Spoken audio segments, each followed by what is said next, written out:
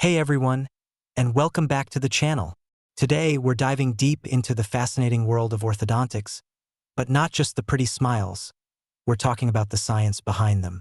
Ever wondered how braces actually move teeth? It's not magic, it's physics. And understanding these fundamental physical principles is absolutely crucial for anyone aspiring to be an orthodontist, or even just curious about how this intricate process works. In this video, we're going to break down the core biomechanical concepts that govern tooth movement. We'll start with the foundational laws of physics, move into how forces interact with teeth, and finally, see how these principles are applied in real-world orthodontic treatments. Get ready to unlock the secrets of a perfect smile, one physical principle at a time. Let's kick things off with the absolute basics, Newton's laws of motion. These aren't just for rockets and apples. They are the bedrock of all tooth movement in orthodontics. Understanding them is like learning the alphabet before you can write a novel. Newton's first law, often called the law of inertia, states that an object at rest stays at rest, and an object in motion stays in motion with the same speed and in the same direction unless acted upon by an unbalanced force.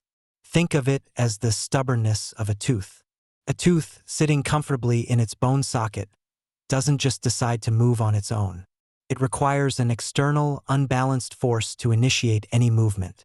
This is why orthodontists apply forces through braces and wires to overcome that initial inertia and get the tooth moving. And once it's moving, it would keep moving if that force wasn't continually managed and eventually removed. Next up, Newton's second law, often summarized as F equals ma, force equals mass times acceleration.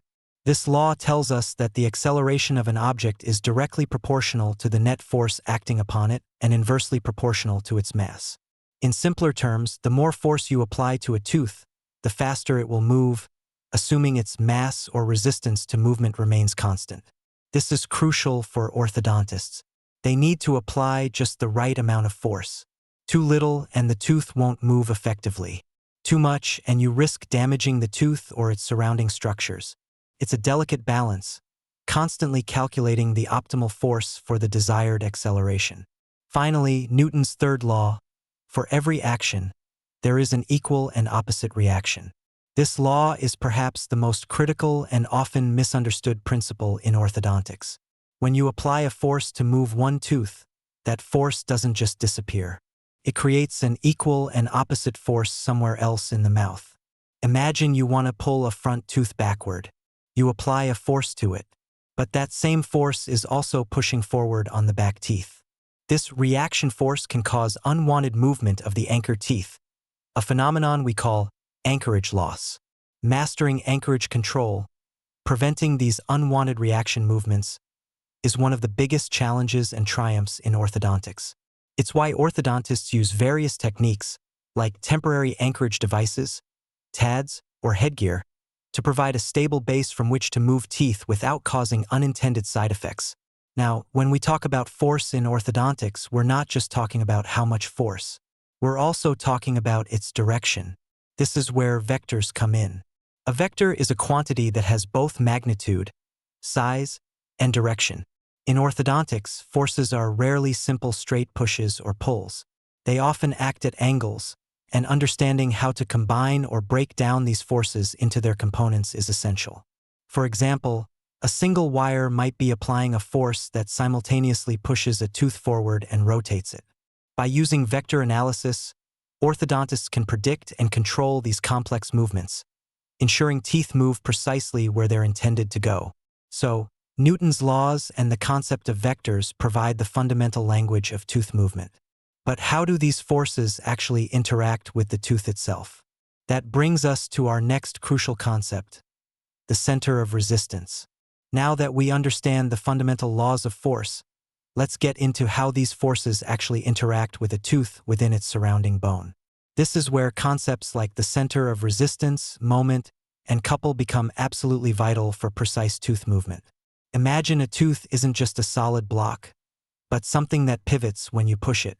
The center of resistance, or crest, is that imaginary point within the tooth and its surrounding bone where if a force passes directly through it, the tooth will move bodily, without any tipping or rotation. Think of it as the tooth's unique pivot point. For a single-rooted tooth, The crest is typically located about 1/3 to 1/2 of the way down the root from the alveolar crest, the top of the bone. For multi-rooted teeth, it's usually slightly more apical, closer to the root tip, and between the roots. Why is this point so important? Because if you apply a force not through the crest, you won't get pure translation, bodily movement.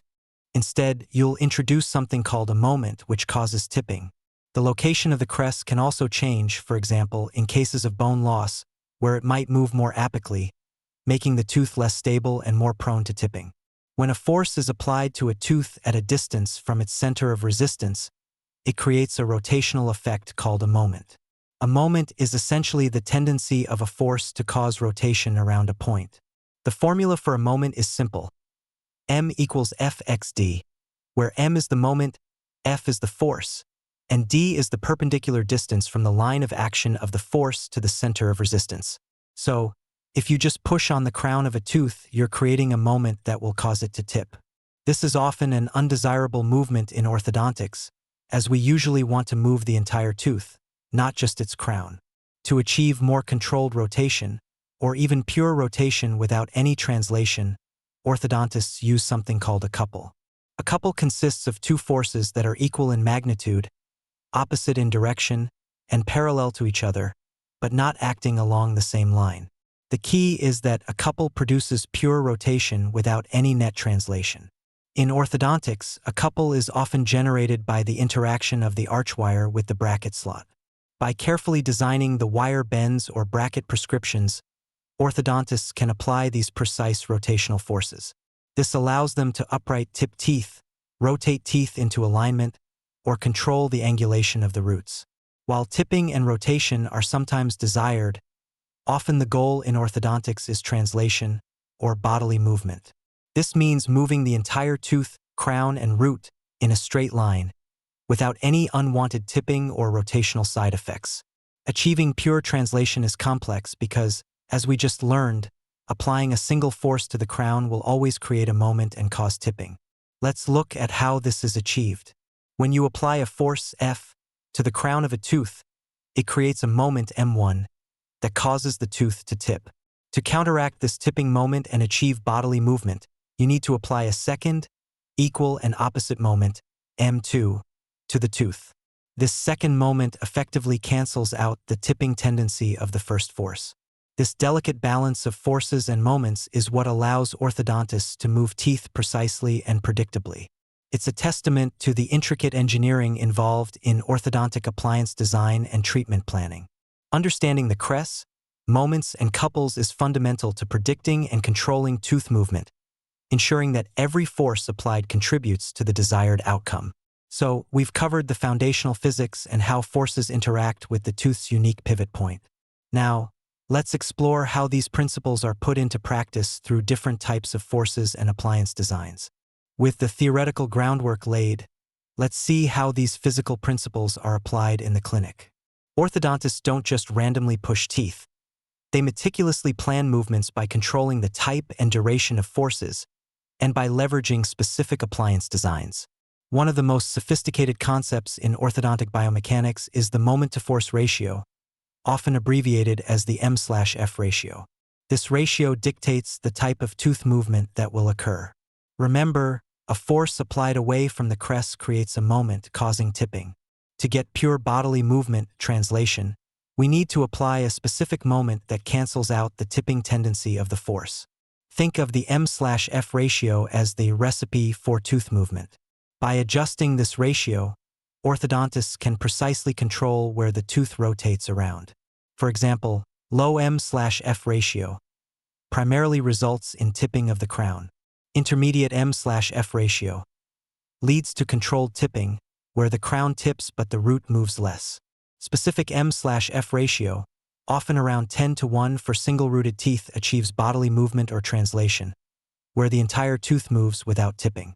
High M/F ratio can even cause root movement with minimal crown movement, which is crucial for uprighting roots.